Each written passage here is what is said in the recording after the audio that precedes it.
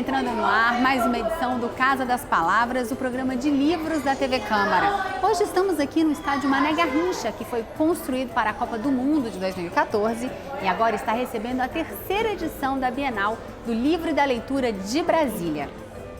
Claro que o Casa das Palavras veio prestigiar a Bienal e incentivar governadores, prefeitos, secretários de cultura a realizar também eventos semelhantes, porque, como diria o poeta Olavo Bilac, um país se faz com homens e livros. Agora vamos às nossas entrevistas?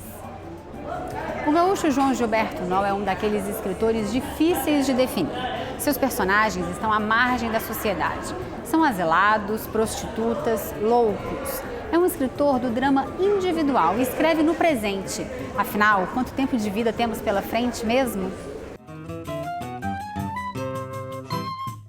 João Gilberto Nol, muito obrigada pela sua presença no Casa das Palavras. Eu agradeço. Eu queria começar pelo fato de a sua obra ser escrita em primeira pessoa.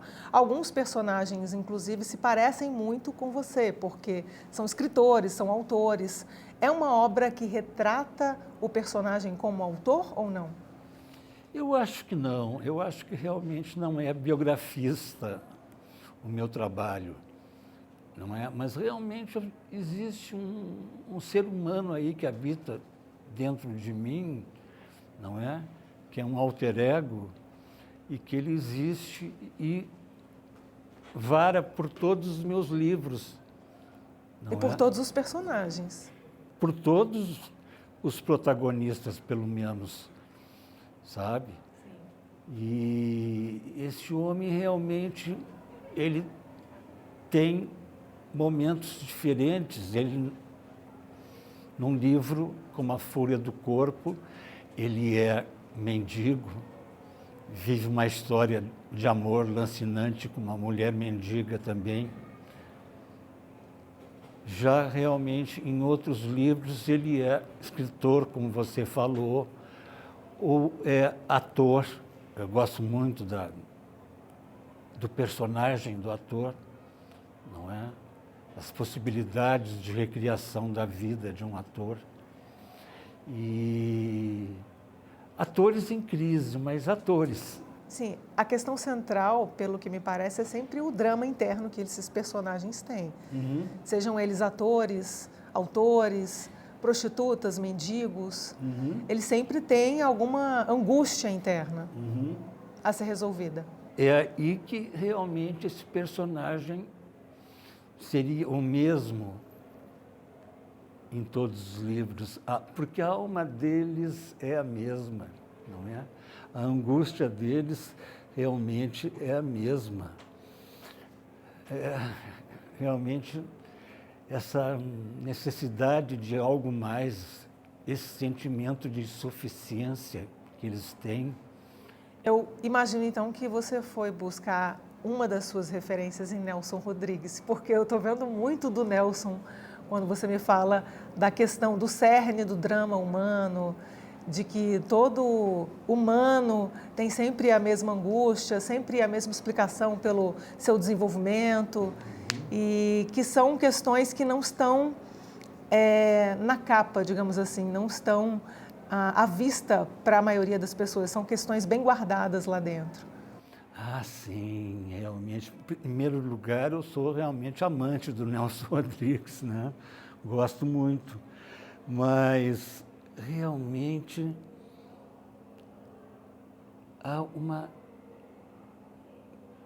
insuficiência nos personagens. Há uma insuficiência, não é? Há uma tentativa de conseguir algo mais do que eles conseguiram até agora. Nesse sentido, você se consideraria um escritor existencialista? Nesse sentido, eu sou um escritor existencialista. Até digamos, no cerne da questão existencialista, lá com Sartre, Camus, Simone de Beauvoir, não é?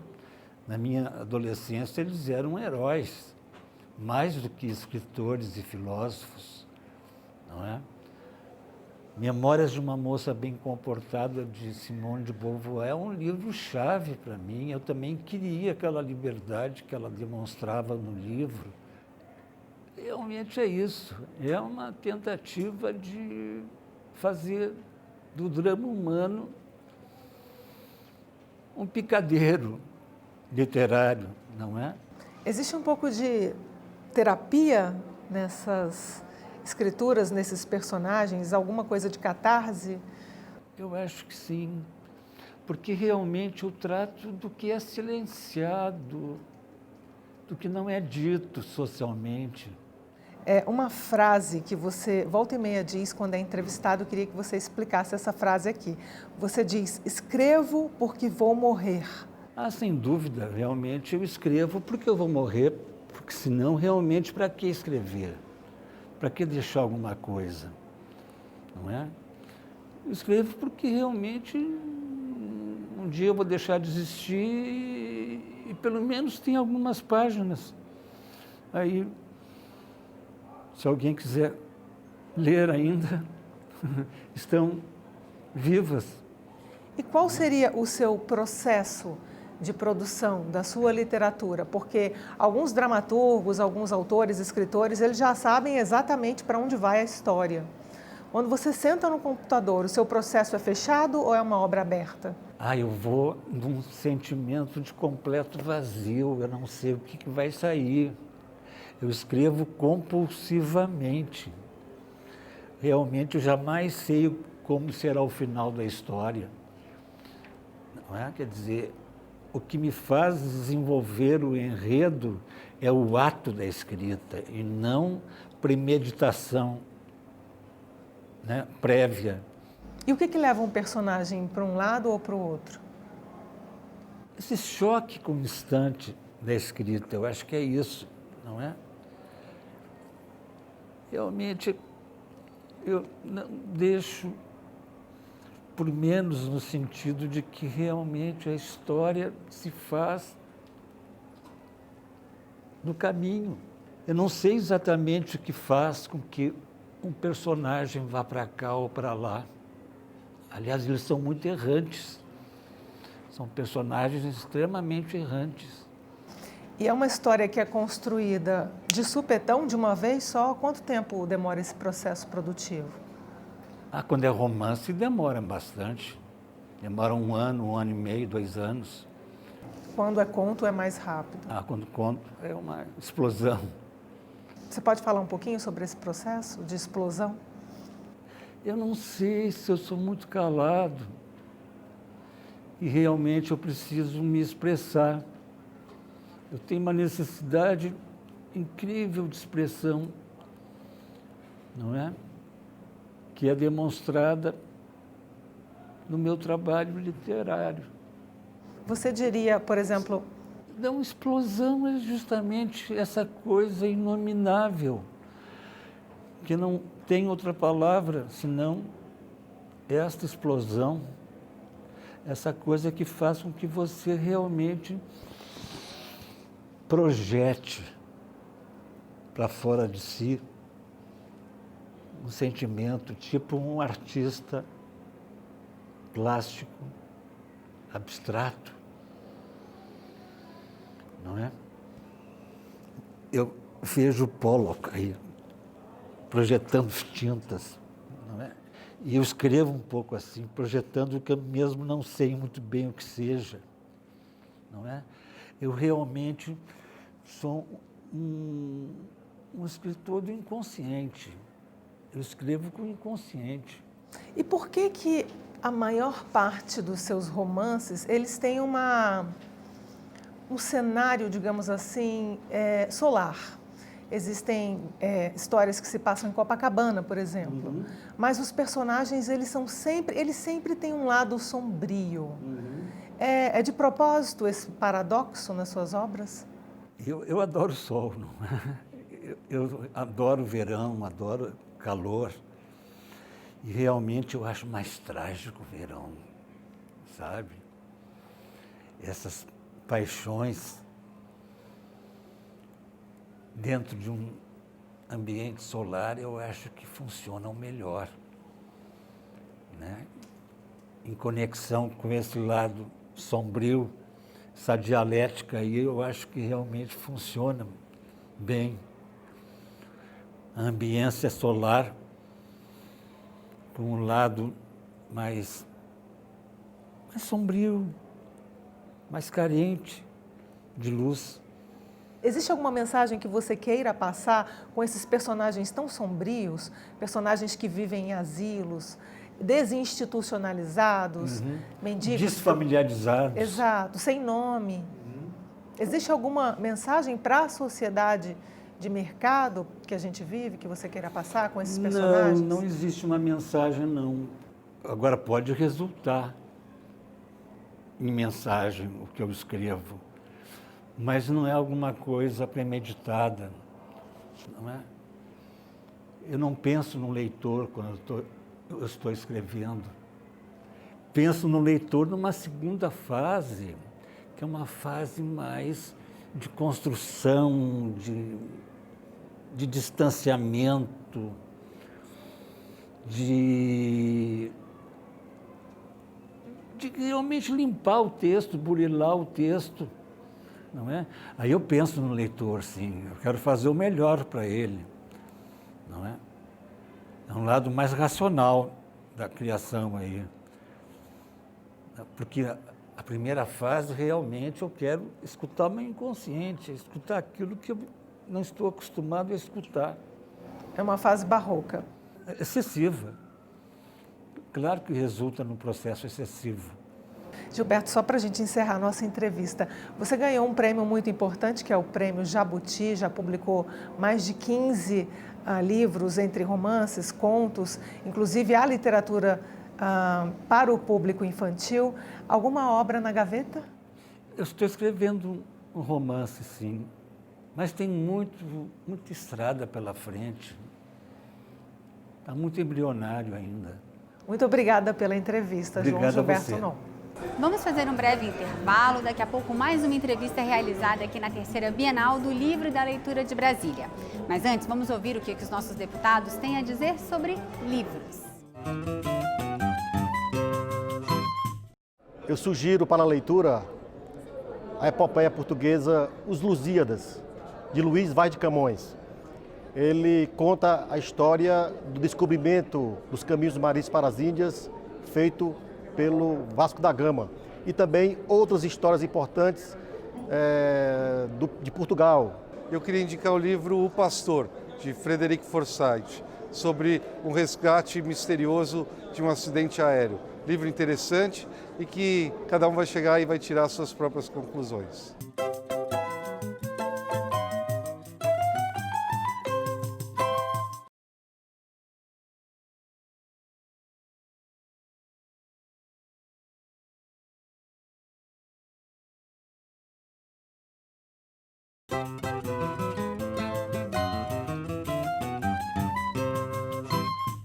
Estamos de volta com o Casa das Palavras, que foi todo gravado durante a terceira Bienal do Livro e da Leitura de Brasília, que aconteceu nesse prédio que a gente está vendo aqui atrás, o Estádio Nacional de Brasília, Mané Garrincha.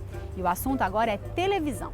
As duas primeiras décadas do século XXI registraram uma série de mudanças na televisão e não só na produção do conteúdo, também na maneira como as pessoas assistem TV, que agora está disponível pelos celulares, pelos iPads, pelo computador. O jornalista Maurício Sticer analisou toda essa revolução no livro Adeus Controle Remoto. Ele veio a Brasília e conversou com a gente. Maurício, muito obrigado por estar aqui com a gente no Casa das Palavras. Eu queria começar mostrando o livro e falando dessas mudanças aqui. A partir dessas mudanças que você registrou em diversas crônicas, como é que está mudando o telespectador brasileiro? Obrigado pelo convite, estar participando aqui do Casa das Palavras, um grande prazer. Olha, o que eu vejo nesse momento é um espectador cada vez menos submetido à grade linear da TV aberta, né, que é um conceito que existe desde sempre, né, que estabeleceu o hábito de ver televisão, né, a televisão está com 65 anos de vida, o espectador se acostumou a ver programas na hora que as emissoras determinam, né? E é justamente isso que está em questão nesse momento. Começa a entrar em questão, quer dizer, o espectador está começando a entender, aprender que ele não precisa mais se submeter a essa grade sem que perca os conteúdos que ele quer ver. Agora, isso se reflete na audiência, né? A gente não tem mais as audiências que a gente tinha há 15, 20 anos, não tem mais aquela lendária audiência lá do último capítulo da Selva de Pedra com 100% dos aparelhos ligados. Como é que as televisões estão lidando com essa queda de audiência? Por um lado, tem uma queda de audiência que está ligada a uma dispersão, né, do consumo de audiovisual, né? Quer dizer, aumentou bastante o consumo de TV paga, né?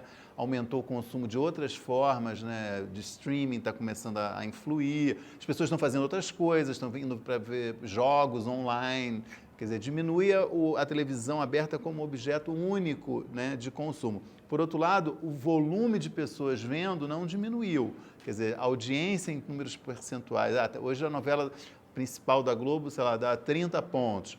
É muito menos do que 70, 80 pontos que dava 30 anos atrás, ou 100 pontos, como deu uma vez, né, no final de capítulo. Mas esses 30 pontos correspondem, em termos nacionais, ainda a um universo bastante expressivo. Estamos falando de 30, 40, às vezes 50 milhões de pessoas que estão vendo ainda a mesma coisa. E que outras estratégias que as TVs abertas estão utilizando para manter esse telespectador? É o uso da internet, é a disponibilidade de capítulos de novelas ou de outros programas também em outras plataformas?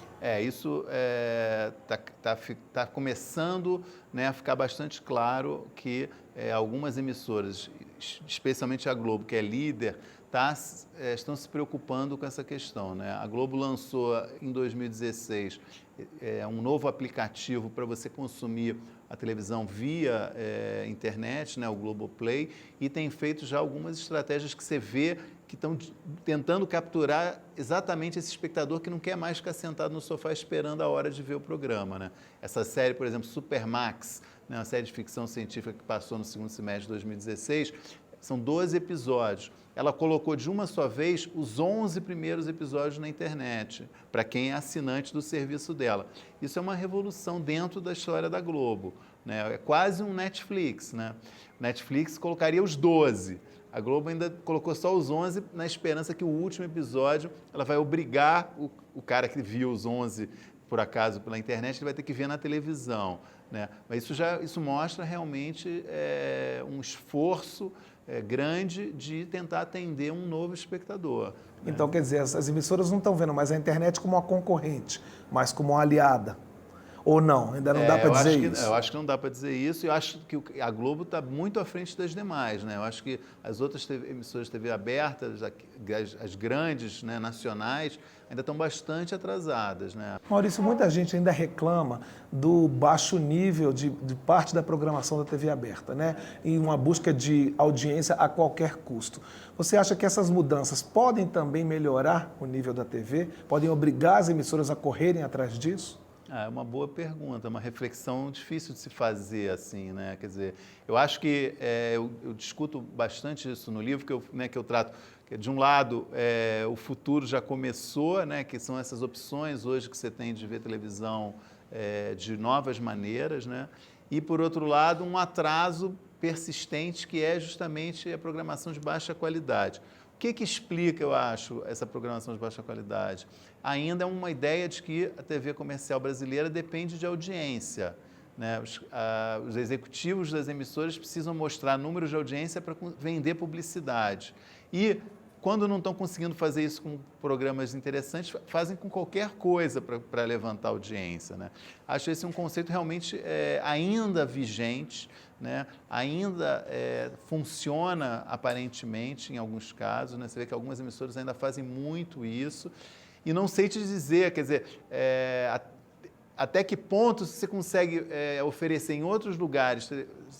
Se o público estiver realmente migrando, saindo, se isso vai afetar, vai obrigar quem apela para sensacionalismo, baixaria, a fazer coisas melhores. Eu não sei, uma boa questão que eu não sei realmente responder.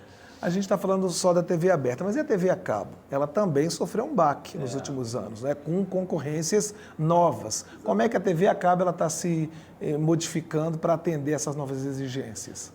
Eu acho que é uma grande incógnita, realmente, né? Que a história da TV a cabo paga no Brasil, ela é meio atribulada, assim, ela demorou para engrenar, né? Quer dizer, em 2000 só eu acho que em 2009 ela deu um salto, conseguiu chegar a 6, 7 milhões de assinantes, e em 2015, aí, ajudada por um período de certo crescimento econômico, chegou a 19 milhões de assinantes em 2015, né? E estava caminhando para chegar em 20 milhões. Que ainda é um percentual muito pouco dado à população brasileira. Exatamente, né? Mas o pior é que começou a cair. Né? Chegou num momento que foi o ápice, que eu acho que foi 19,7 milhões de assinantes, e aí começou a cair e regrediu a patamares anteriores, já está hoje em 18, perdeu acho que 1 milhão de assinantes em um ano. Por que perdeu? Em parte, eu acho que por causa da crise econômica. É cara a TV paga no Brasil, né? Um pacote de TV básico é caro ainda para a média da população. Mas eu acho que também perdeu um pouco porque tem gente falando, eu não quero mais assinar um pacote de 300 canais, que eu só vejo 3, 4 ou 5 canais, sabe? Não preciso disso, né? E, de fato, tem opções mais baratas que não substituem integralmente, mas que podem ir compensando, né, o seu negócio, o seu interesse, né? Tipo Netflix, ou mesmo se você, com TV digital que está para... Né, está sendo instalada a TV digital. Você não precisa, tem muita gente que assina ainda a TV paga, assina um pacote de TV a cabo para ter uma imagem boa da Globo, uma imagem boa da Record, porque ela tem TV analógica e não funciona bem em casa. Agora com a TV digital vai funcionar bem, você não precisa mais assinar um pacote de TV paga para ter uma boa imagem da Globo, né? Então isso também eu acho que vai afetar a TV a cabo no Brasil.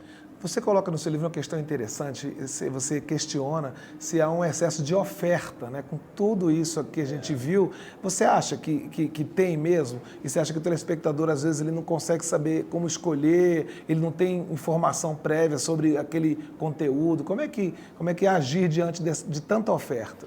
Se não me engano, ano passado, os Estados Unidos produziu 350, 400 novas séries, fora as que já existiam, que estavam em segunda, terceira, quarta, quinta temporada. Isso dá uma sensação que realmente não dá para ver tudo.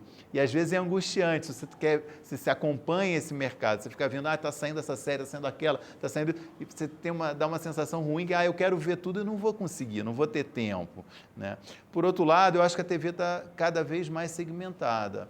Eu acho que a tendência é também você procurar coisas dentro do segmento que você gosta, né? E aí a escolha acaba também ficando mais fácil por esse lado. Se você sabe, eu gosto só de série policial, né? Então você vai achar um lugar ou vai procurar por aquilo e vai encontrar, né? Ou eu gosto só de reality show de gastronomia.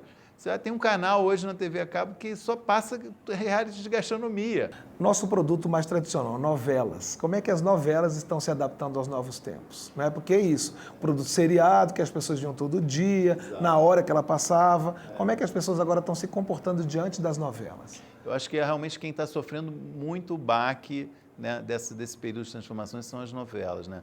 Quer dizer, acho que o brasileiro tem uma relação muito intensa com novela, né?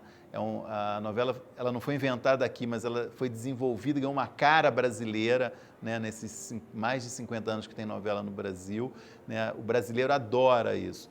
Porém, eu sempre falo, se você assiste uma boa série de televisão de 13 episódios, né? Se você tem a oportunidade de assistir uma série incrível, depois você assiste uma segunda série incrível e você vai para a novela, é difícil você voltar para a novela, sabe? A série te oferece um entretenimento que é mais fácil nesse sentido, é mais rápido, acaba mais rápido, tem menos enrolação, é mais intenso, né? Então eu acho que tem um impacto sobre novela, sim, esse período que a gente está passando, e a queda na audiência é um reflexo disso, e a tentativa das novelas se adaptarem também a esse movimento é muito interessante, né? Você vê hoje as novelas buscando ter menos enrolação, né? Novelas que têm um ritmo muito mais intenso, novelas que os autores não ficam guardando muita carta na manga, o cara fica, tudo que ele tem ele vai colocando, né? Porque ele está realmente preocupado que ele tem que capturar o espectador de qualquer maneira e que ele sabe que pelo menos uma parte daquele espectador já conhece outro tipo de divertimento,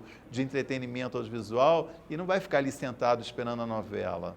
Outra coisa que você falou foi nos reality shows, né, que faz parte de um universo maior, que são os formatos, né? Quer dizer, a gente começou a importar muito formato de programa para desenvolver a versão brasileira. Isso também vai continuar? Você acha que esse é uma marca da televisão agora? Eu acho. É uma marca, eu acho, quer dizer, eu acho que é uma pena que o Brasil esteja desenvolvendo pouco o formato, porque eu acho que com a tradição que a gente tem de televisão, o conhecimento que tem, o know-how que tem no Brasil de televisão, o Brasil podia muito bem também estar sendo um exportador de formatos. Né? Hoje a gente virou um importador de formatos. Né? A gente compra programas prontos da Holanda, de Israel, da Turquia, de pequenos centros que entenderam que você não precisa ter uma televisão gigantesca para produzir programas de qualidade. Né?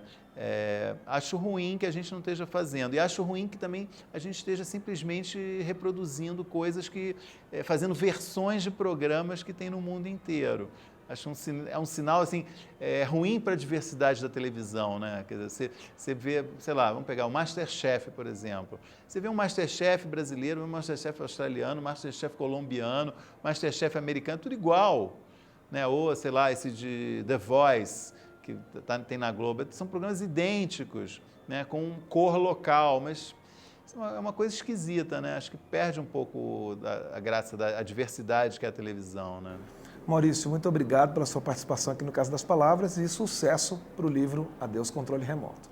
Obrigado. Estamos na frente do Estádio Nacional de Brasília, Mané Garrincha, uma arena multiuso que, além de jogos de futebol, abriga também eventos culturais, como a terceira Bienal do Livro da Leitura de Brasília, onde essa edição do Casa das Palavras foi toda gravada. E agora chegou o nosso tradicional momento de indicar livros. Da editora do Senado Federal, Petrônio Portela de Oswaldo Lemos, é uma reunião de pronunciamentos, trechos de entrevistas e outros escritos relativos a um dos mais importantes políticos brasileiros. Estamos chegando ao final de mais um programa. Entre em contato com a gente, pode ser pelo e-mail casadaspalavras@câmara.leg.br ou então pelo telefone no 0800 619 619.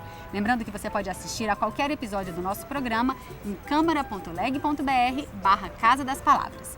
Antes de encerrar, a gente deixa você com uma frase do dramaturgo e escritor britânico William Somerset Maugham. Existem 3 regras para escrever ficção. Infelizmente, ninguém sabe quais são elas. Obrigado pela sua audiência e até a próxima!